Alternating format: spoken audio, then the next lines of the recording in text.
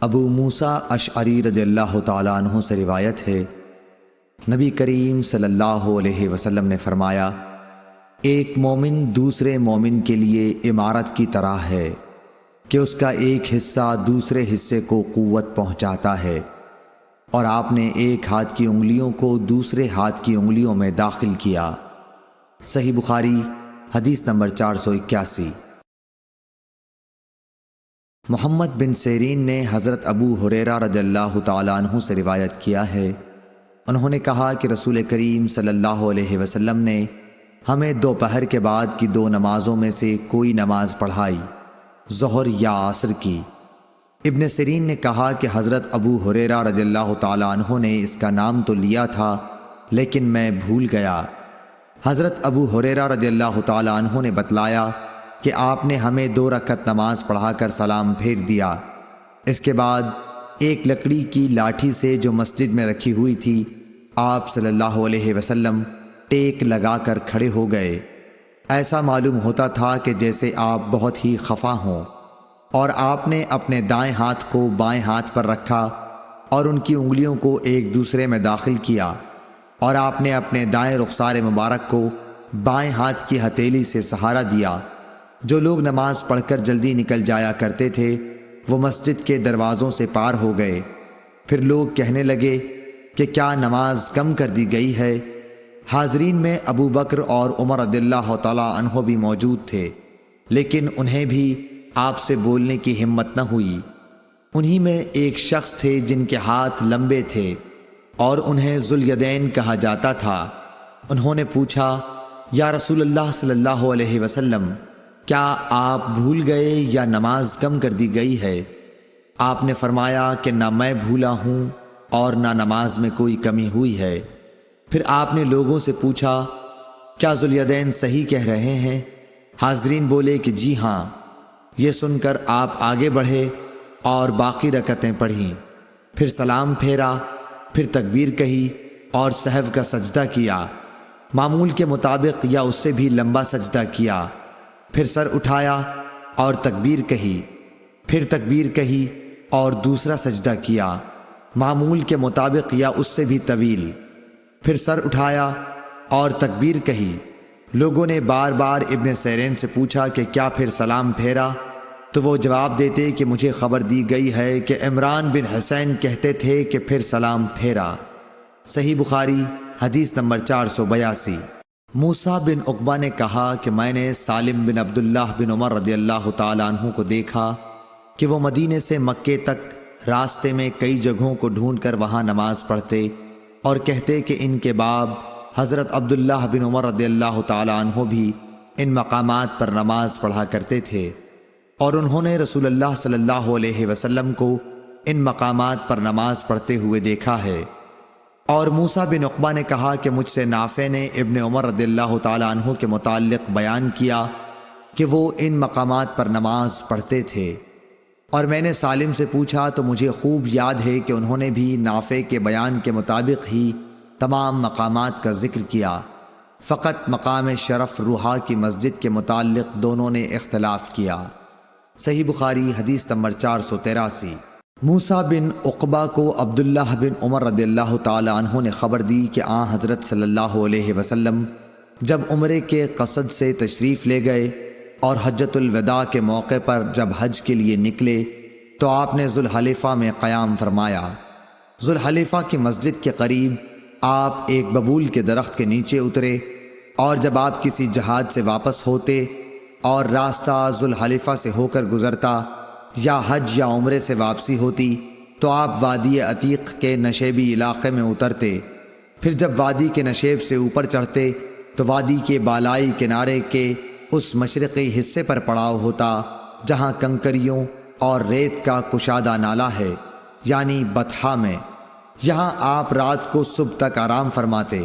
یہ مقام اس مسجد کے قریب نہیں ہے جو پتھروں کی بنی ہے، آپ اس ٹیلے پر بھی نہیں ہوتے جس پر مسجد بنی ہوئی ہے۔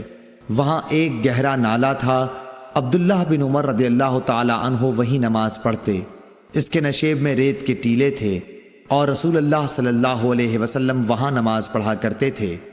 کنکریوں اور ریت کے کشادہ نالی کی طرف سے سیلاب نے آ کر اس جگہ کے آثار و نشانات کو پاٹ دیا ہے جہاں حضرت عبداللہ بن عمر رضی اللہ تعالی عنہ نماز پڑھا کرتے تھے۔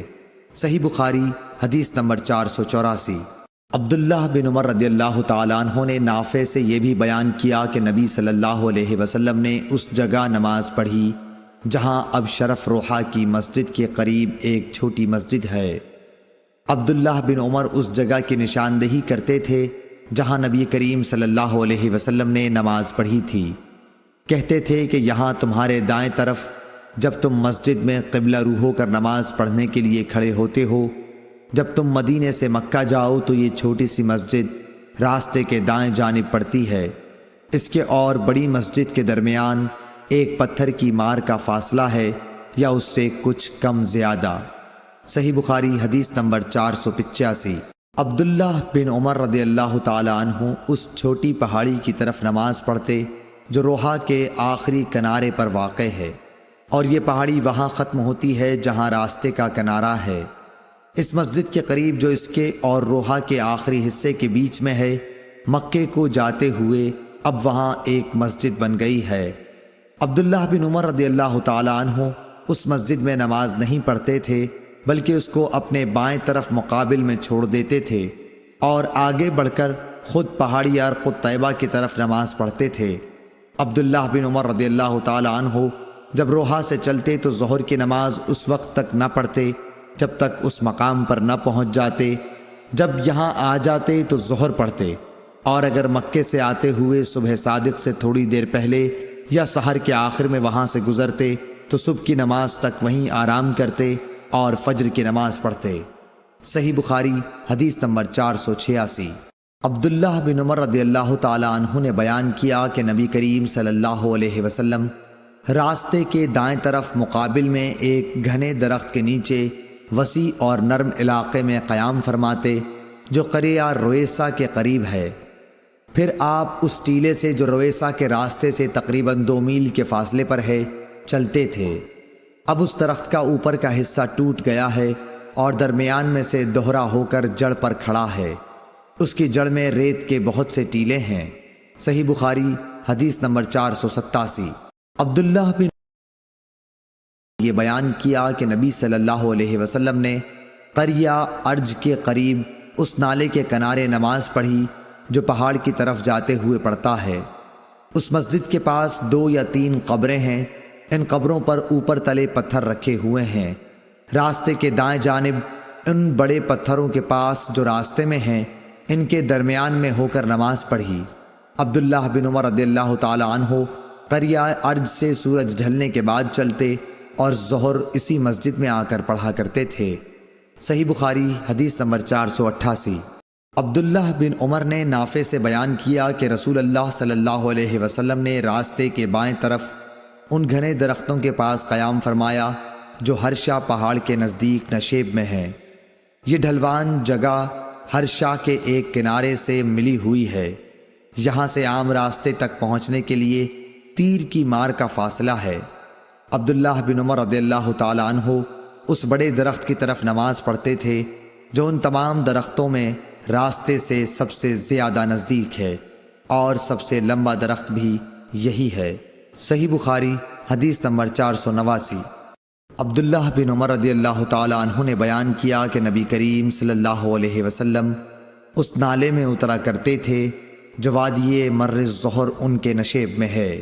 مدینے کے مقابل جبکہ مقام صفراواد سے اترا جائے، نبی کریم صلی اللہ علیہ وسلم اس ڈھلوان کے بالکل نشیب میں قیام کرتے تھے۔ یہ راستے کے بائیں جانب پڑتا ہے جب کوئی شخص مکہ جا رہا ہو۔ راستے اور رسول اللہ صلی اللہ علیہ وسلم کی منزل کے درمیان صرف ایک پتھر ہی کے مار کا فاصلہ ہوتا۔ صحیح بخاری حدیث نمبر 490۔